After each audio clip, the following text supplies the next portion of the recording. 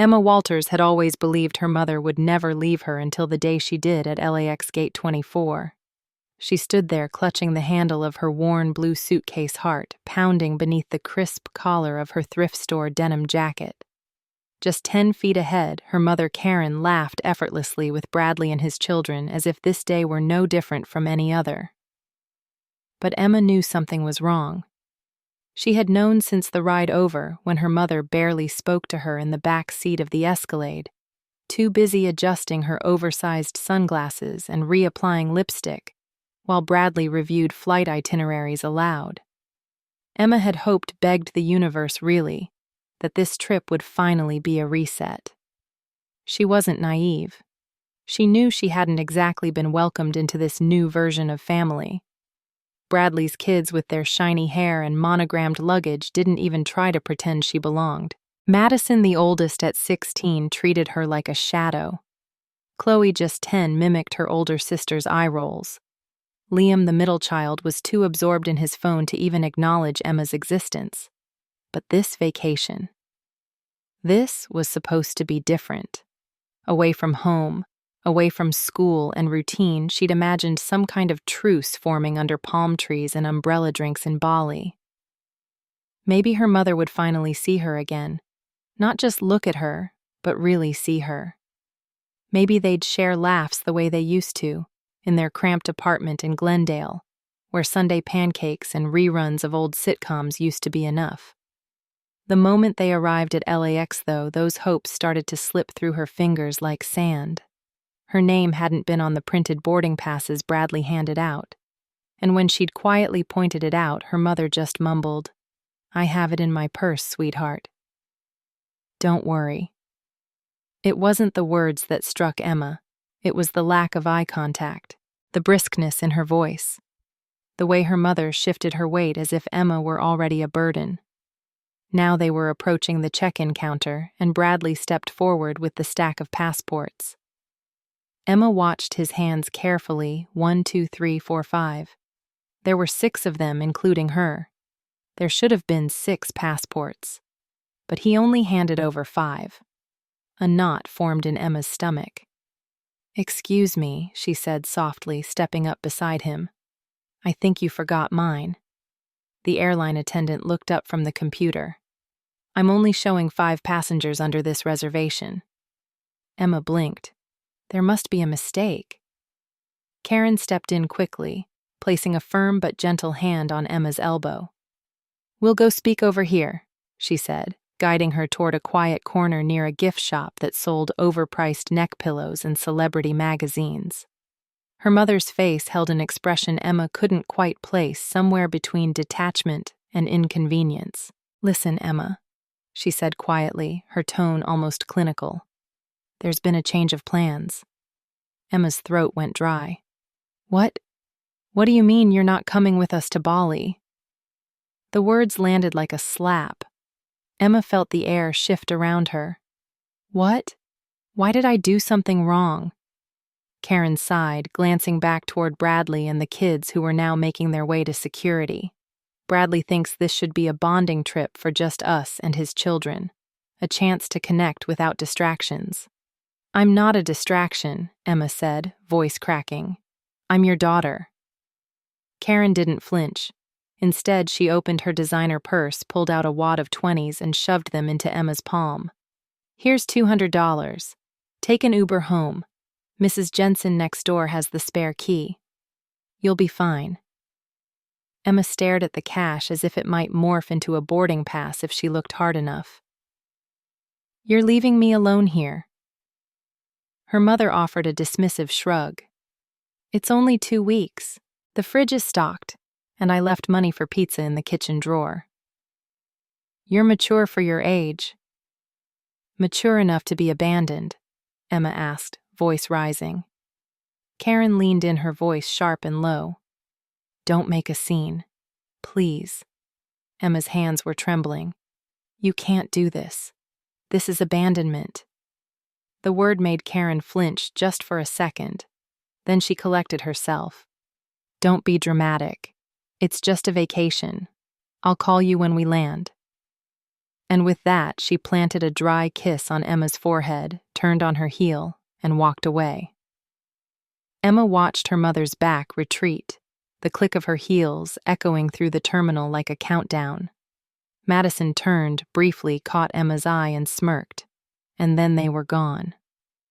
Emma stood frozen, the money crumpled in her fist, her suitcase suddenly heavier than she could bear.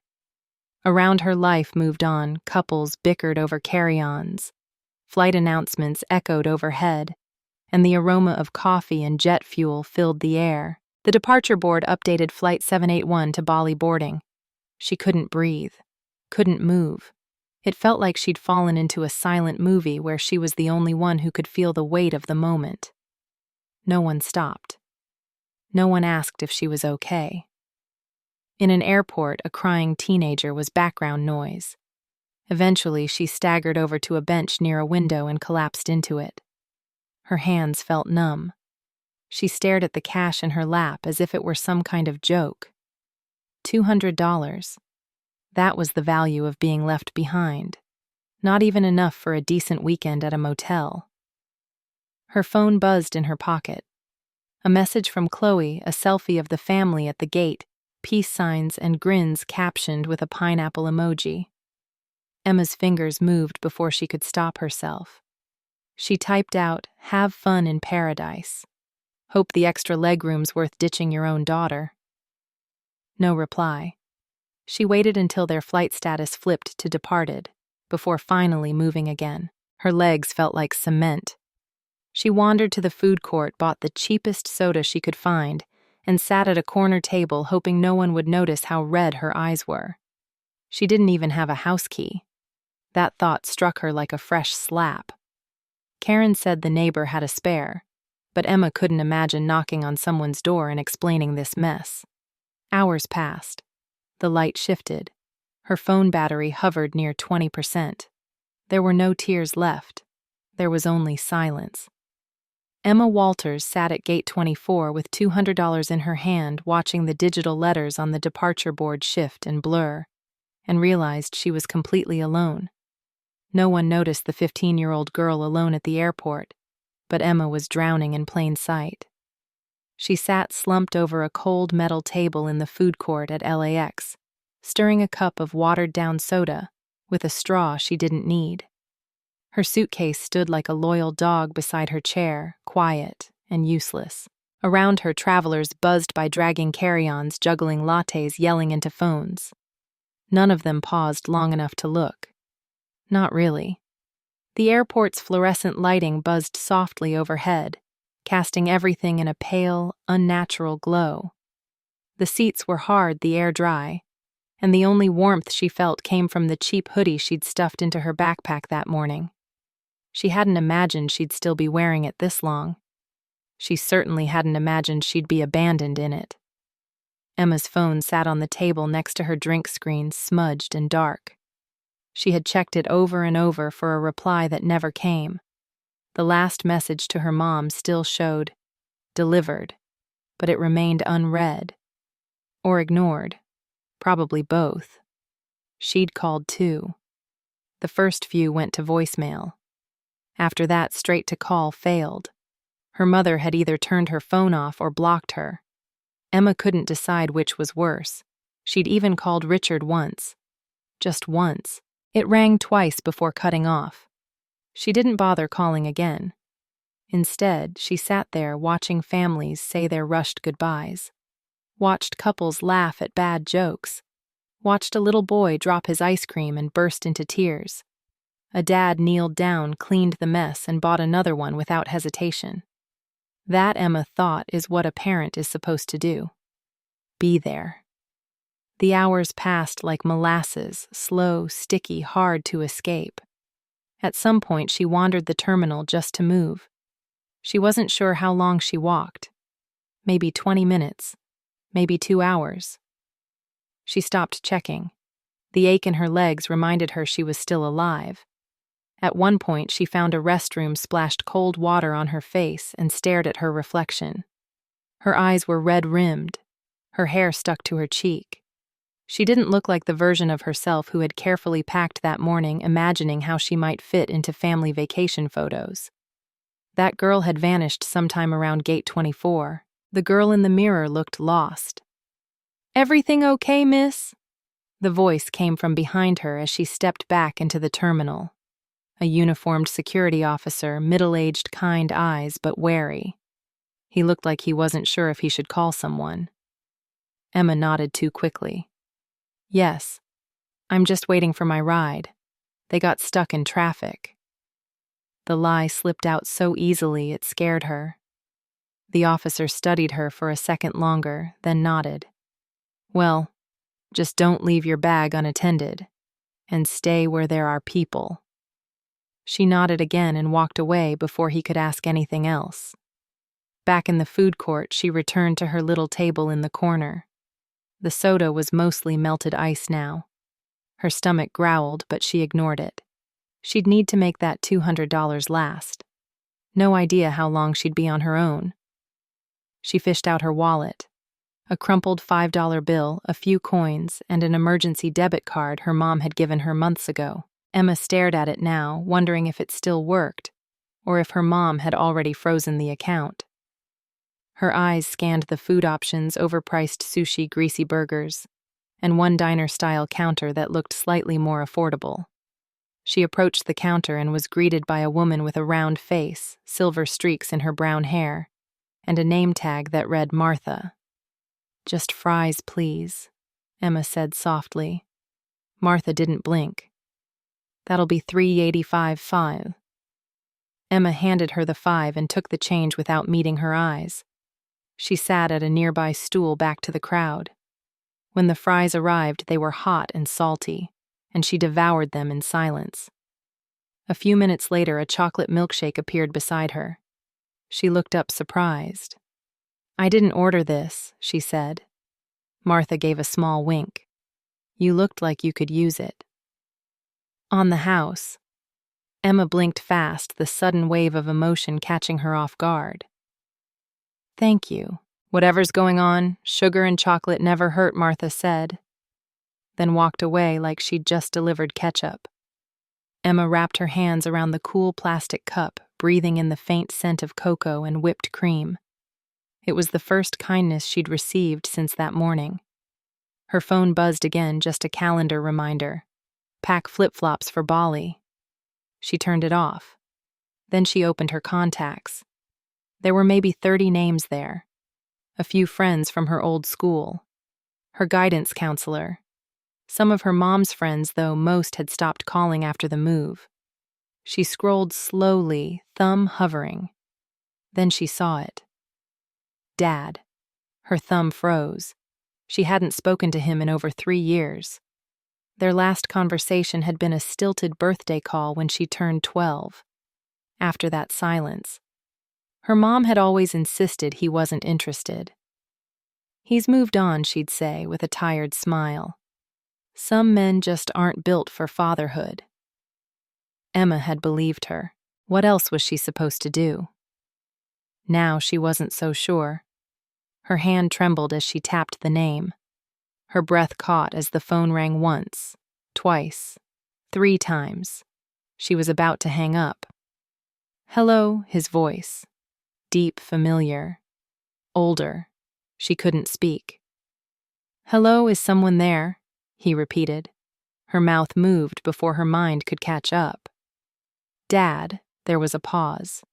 Then Emma, "Is that you, sweetheart?" The crack in his voice undid her. "I need help," she whispered. And then the words spilled out. The airport, the cash, the silence, the shame. She told it all haltingly at first, then faster until she couldn't breathe. "She left you alone." At the airport, his voice sharpened with each word. Emma hiccuped through a sob. "I don't know what to do." "Where are you right now?" he asked. "What terminal?" she told him. "I'm coming to get you." "You don't have to, Emma," he interrupted gently but firmly. "I'm coming. Stay where you are. Go to the airline's customer service desk. I'll call ahead. I'll be there in 3 hours." She sat frozen for a moment after the call ended, phone still in her hand. She replayed his voice in her head the way he'd said her name. No one had said it like that in years. When she finally stood, her legs felt steadier. She approached the airline's counter, cleared her throat, and told the agent, "My dad is coming to get me. He said he'd call." The woman behind the desk nodded. "We just got off the phone with him. We'll take care of you until he gets here." They led her to a small lounge, offered her a sandwich and some juice, and promised to check in every half hour. A blanket appeared. So did a quiet corner seat. Emma curled up with her backpack under her arm and the blanket around her shoulders. For the first time all day, she felt safe enough to close her eyes. As her breathing evened out and the terminal buzz softened into a dull hum, one thought echoed quietly in her chest. "You're really coming here?" she had asked him, and he had said without hesitation, "Yes. Just hold on. I'll be there soon." When the jet touched down and the man stepped out, Emma didn't see a CEO, she saw the father she thought she had lost. She stood on the tarmac of a private terminal at LAX, the salty ocean breeze cutting through the early morning fog, her backpack clutched tightly against her chest. Her legs felt like rubber, her fingers cold despite the rising sun. It had only been a few hours since her voice cracked over the phone telling David Walters she had nowhere else to go. It felt like a lifetime. The jet rolled to a stop, sleek and silver against the gray sky. Its door opened smoothly and stairs descended with a quiet hiss. A man stepped out tall in dark jeans and a navy sport coat, his hair slightly grayer than she remembered. He moved fast with a kind of calm urgency, scanning the ground crew, the handlers, and finally, her. Their eyes met. Emma's breath caught in her throat. "Hi, sweetheart," David said, stepping onto the tarmac. Emma didn't move at first. She hadn't rehearsed this moment. She'd spent the last few years imagining a dozen versions of it, but in none of them did she feel like she did now, small, raw, and unsure whether she should cry or run into his arms. So he made the first move. He crossed the space between them in a few strides and stopped just a foot away. "You've grown," he said gently. "Your eyes are still the same, though." Emma's voice came out quieter than she expected. "Hi." He hesitated, then asked, "Can I hug you?" She nodded, and the moment his arms wrapped around her, something inside her loosened. It wasn't dramatic. No movie-worthy sobs or long declarations. Just a breath. A deep shaking breath, as if her lungs had been waiting for this hug for years. He smelled like clean laundry and coffee, familiar in a way that tugged at places she'd buried. "I'm so sorry," he whispered. "I should have found a way to get to you sooner." Emma pulled back slightly. "But I thought you didn't want to see me. Mom said you didn't care, that you didn't send money," or David's jaw clenched. "She told you that." Emma nodded. He exhaled slowly. "We'll talk. All of it. But first, let's get you home." They boarded the jet together. A flight attendant offered her orange juice and a blanket, and though Emma politely declined the juice, she accepted the blanket, tucking it under her arms like armor. She sat across from David, unsure where to start. He sat forward, elbows on his knees, watching her with eyes full of years he'd missed. "Emma," he began after the divorce, "I tried everything to stay in your life. I sent letters, gifts, birthday cards every month. But your mom refused to let me see you. She told the court I was unstable, that I wasn't paying support. None of it was true." Emma looked down at her hands. "She said you moved to Seattle and didn't leave a number. I moved for work, yes. But I never stopped trying. I even hired an attorney to fight for visitation. The court dismissed it when your mom claimed you didn't want to see me." "That's not true," Emma said, voice sharper than she meant. "I asked about you every Christmas." David's eyes glistened. "I thought maybe when you were older you'd come looking. I kept hoping." "I almost did." A few times, she admitted. but Mom always made it sound like you forgot me. I never forgot you. I never stopped being your dad. The silence between them wasn't heavy. It was full of words that were finally being said. After a short flight, the jet touched down in Santa Barbara, where warm light spilled over the rolling hills, and the sea shimmered nearby. Emma followed David through a quiet private terminal, then into a black SUV where a woman named Linda, his assistant, greeted her warmly and handed her a sealed envelope. "Welcome home, Emma," she said with a smile. Emma didn't know how to respond, so she smiled back. The drive was quiet. David pointed out spots along the coast, but mostly let her look. Emma's head spun with thoughts she couldn't yet organize, truths that felt too big to hold. They pulled into a neighborhood lined with eucalyptus trees and modest, elegant houses. His home sat at the edge of a cliff overlooking the ocean. Modern, but not flashy. Warm light through tall windows. A garden with wildflowers. A porch swing. Inside it smelled like lemon and wood polish. Clean. Lived in. A golden retriever bounded up to greet them, tail wagging. "This is Riley," David said. "He's overly friendly." Emma knelt to pet him, grateful for something simple to focus on. David led her down a hallway to a room at the end. "I had this ready, just in case," he said, pausing at the door. Emma stepped inside. It wasn't fancy, but it was hers. Soft teal walls, a full-size bed with a floral comforter, a shelf of books, a small desk, a framed photo of her as a toddler in David's arms, both of them laughing. She stared at the photo. "I kept everything he said from the doorway. Photos. Art from school. The things your mom didn't throw away." Emma turned slowly, her voice trembling. "You kept a room ready, just in case," David nodded. "I never gave up hope."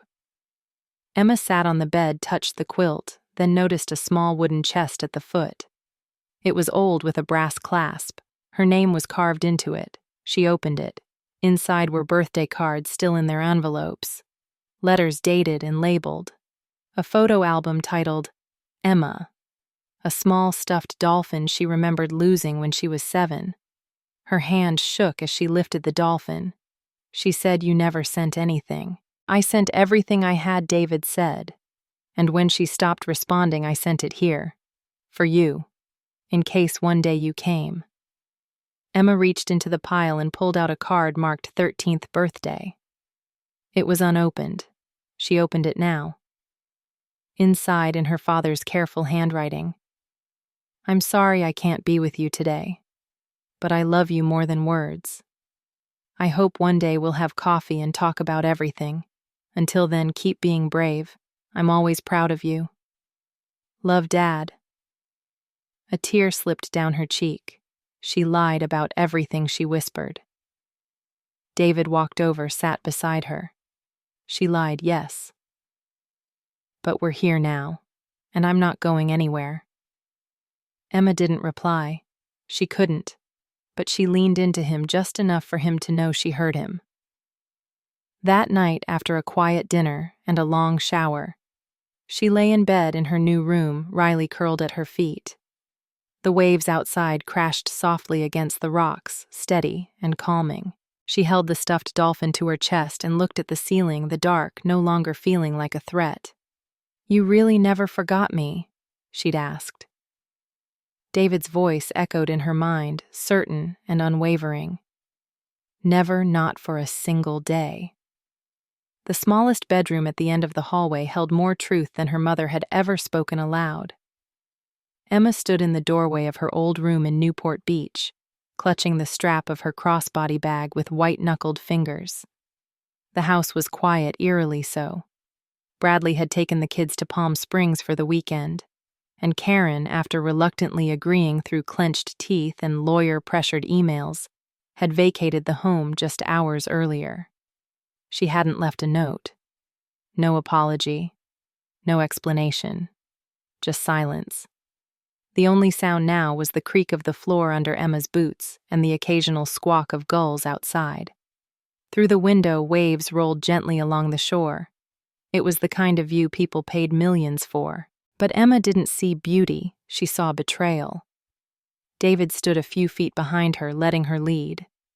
Rachel Bennett, their attorney, remained in the foyer downstairs, organizing paperwork for the retrieval and legal recording of Emma's personal belongings. "I'll be outside," David said softly, placing a hand briefly on her shoulder before stepping back. Emma didn't respond. She needed to do this part alone. She stepped into the room. It was smaller than she remembered. Sterile. The walls were painted a muted gray, the kind that said, "This room is temporary." Her bed was stripped down to bare sheets. No photos on the nightstand. No signs of anyone truly living here.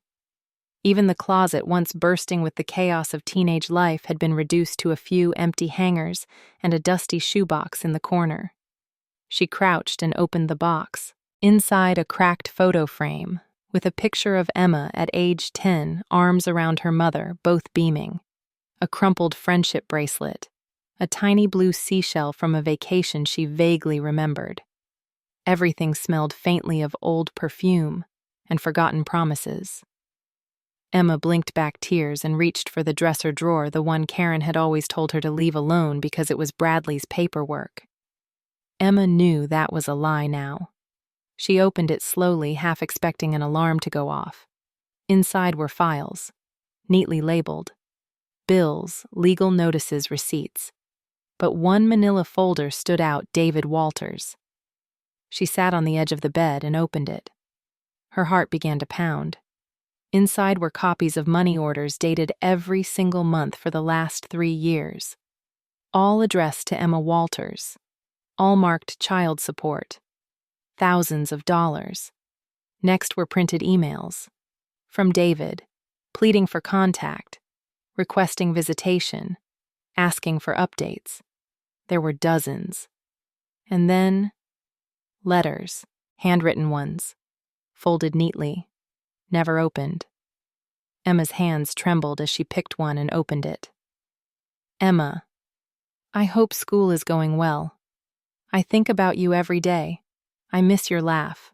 I hope you're still writing your stories. I wish I could be there to hear them." She couldn't finish. The next drawer had more. Birthday cards. Notes from his assistant trying to arrange drop-offs. Even a receipt for a Christmas gift delivery that was marked "refused by recipient." Emma stared at the pile. Rage rose in her chest, not hot and explosive, but slow and deep like lava under the surface. Her mother had lied. Not just once. Not just in the moment. For years. She'd told a narrative that painted David as absent and uncaring while quietly silencing every attempt he made to reach her. She stood, fists clenched, and walked to the closet. Reached to the back behind the hanging formal dresses she was never allowed to wear. Her fingers brushed against something hard. A box. Taped. She yanked it out, pulled the tape loose. Inside were more envelopes. Dozens. From David. Some decorated with stickers. Some marked urgent. Some with childish drawings that Emma had sent him before the silence. They'd never been delivered. She dropped to her knees. For a long moment she stayed there, surrounded by pieces of a life that should have been hers. Then she rose, stepped toward the desk, and pulled out a legal pad. She sat down and began to write. "Dear Mom, you told me Dad didn't care, that he disappeared. You said he didn't send money, that he gave up. You said I wasn't worth his time. You lied. Every card I never got. Every birthday I thought he missed. Every night I cried because you said he didn't love me. You knew, and you chose not to tell me. You left me at an airport and handed me $200 like I was a problem you could pay off.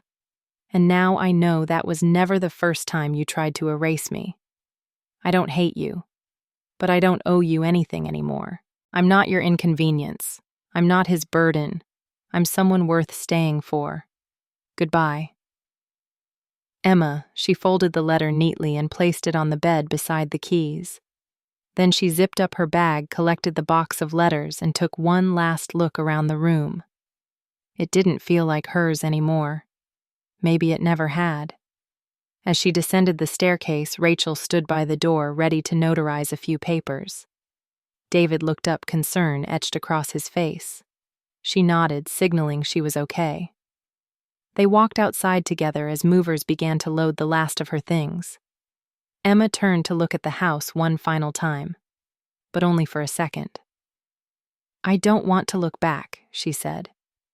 David smiled gently. "Then let's go forward." She got in the car, the box of truth on her lap, and didn't check the rearview mirror once. As the moving truck pulled away carrying the last traces of who she used to be, Emma didn't feel empty. She felt clear. She may have walked in as a girl holding on to questions, but she was leaving as a young woman who finally had answers. And as the road stretched out before her, all she could think was, "Let's go home, Dad." Karen rang the intercom like a woman storming a fortress, but Emma no longer lived in a castle made of sand. The sound echoed through the quiet halls of David's home in Santa Barbara. Riley, the golden retriever, perked up with a low woof and padded toward the front door, tail alert but cautious. Emma, sitting on the couch in sweatpants and an old hoodie, looked up from her psychology textbook. Her heart gave one defiant thump. She knew this day would come. David entered the room from his study, already aware. Security just buzzed. "She's at the gate." Emma sat up straighter. "Is she alone?" He checked his phone. "I asked Linda to verify. Looks like just her." Emma nodded. She had made her decision days ago. If Karen ever showed up, she would face her. Not to scream, not to punish, but to speak. Finally, clearly, with no more fog in her voice. David waited. "Do you want me there?" "Yes," she said, "and Rachel too." "Already on her way," he replied. By the time the gates buzzed open and Karen's white Lexus rolled up the driveway, Emma was standing in the foyer with Rachel Bennett beside her, legal files in hand. David stood a few feet behind them, arms crossed, not aggressive, just present. Karen stepped out of the car wearing expensive heels and a cream blouse too thin for the overcast day. She looked thinner, more tired. Her makeup couldn't fully hide the exhaustion. But the first words out of her mouth weren't, "I'm sorry." They were, "I don't understand why you're doing this." Emma blinked. "Doing what?" "This," Karen gestured broadly. "This wall between us. Acting like I did something so unforgivable." Rachel stepped forward. "Mrs. Walters." "This is not the setting for." Karen raised a hand. "I'm her mother. I have a right to speak." Emma's voice was calm. "You can speak. I'll listen. But I'm not the same girl you left at the airport." Karen's jaw tightened. "I didn't abandon you. I made a hard choice. That's different." "You left me with cash like I was a nanny you forgot to cancel." Emma replied. David moved closer, but Emma waved him off. "You told me my dad didn't care." Emma continued, her voice steady. "That he never called, never sent anything. But I found every letter, every check, every gift you kept from me." Karen opened her mouth, but no words came. Emma took a breath. "You didn't just lie. You erased him from my life." "I was trying to protect you," Karen said quickly. "From disappointment. From someone who what?" Emma cut in. "Who loved me, who showed up." Karen's face flushed. "You don't know everything." "I know enough," Emma said. "I know I waited every birthday for a call you said would never come. I know I cried over someone who never forgot me. I know you made me believe I wasn't worth staying for." "I was scared," Karen whispered. For what? Emma asked genuinely. Karen looked down at her heels. For being alone. For not affording our life. Bradley. He offered stability. I thought if I kept things simple, if I controlled the narrative, it would be easier. For you, Emma said softly. Not for me. Karen finally looked up, eyes glassy. I didn't want to lose you. Emma's voice cracked, but she didn't cry. You lost me the day you decided I was disposable. They stood there in silence. Even Riley didn't move. Then the sound of another engine pierced the quiet. A sleek silver car pulled into the driveway. Bradley stepped out. Oh, hell, David muttered. Emma instinctively stepped closer to her dad. Bradley approached, sunglasses still on. Karen, what the hell are you doing here? I'm trying to fix things, she said sharply. With my daughter. Bradley glanced at Emma, then at David. His tone cooled. She's not your responsibility anymore. You made that clear. Karen blinked. What are you talking about? You left her. I told you this would come back around, he said, voice clipped. Now it has. Emma felt no satisfaction watching Karen's face crumble, only a hollow understanding. Bradley wasn't here to defend her. He was here to protect his reputation. Karen turned back to Emma, panic rising. Please, Emma. You're still my daughter. We can talk. Go to therapy. I'll do whatever it takes. Emma's voice, when it came, was the clearest it had ever been. I'm not doing this for revenge. I'm not angry anymore. I'm just done. Karen stepped forward. Please. Rachel gently blocked the path. This conversation is over. Any future contact must go through legal counsel. David placed a hand on Emma's shoulder. Let's go inside. As they turned, Karen's voice broke behind them. Emma. Emma paused, but didn't turn around. I wish you the healing you need, she said quietly. But you don't get to hurt me twice. Karen sobbed once. Just once. Then the silence swallowed the sound. Emma walked back into the house, the door clicking shut behind her. She didn't cry. Not because she wasn't sad, but because she had already grieved. For years. For the mother she needed. For the girl she used to be. She poured herself a glass of water, sat on the couch, and looked out at the sea. She was free now. Not from her past, but from the power it once held over her. As Karen was escorted out, Emma closed the door. Not in anger, but in peace. Emma once believed being left behind meant she wasn't enough. Now she knows it meant she was meant for more. The applause was thunderous, echoing through the open-air stadium as Emma stepped up to the podium. The sea of graduates in navy and silver caps shimmered beneath the late-afternoon sun tassels, swinging gently in the breeze. Her gown clung to her frame, the hem swaying just above her ankles, and in her hand the speech she had rewritten 6 times and memorized twice over. David sat in the second row, tears already pooling in his eyes. Next to him, Rachel Bennett gave him a knowing elbow to the ribs, a quiet smile on her face. Linda, ever the supportive assistant turned friend, held up her phone to record. Riley, now an old dog with a white muzzle, lay patiently under David's feet, wearing a tiny cap someone had rigged for him. Good evening, Emma began, voice clear, steady. When I first came to Pacifica High School, I was a scared 15-year-old who had just been left at an airport with $200 and a lot of questions. A ripple of surprise moved through the audience, but Emma smiled through it. People say you shouldn't air personal things in public speeches, but I disagree.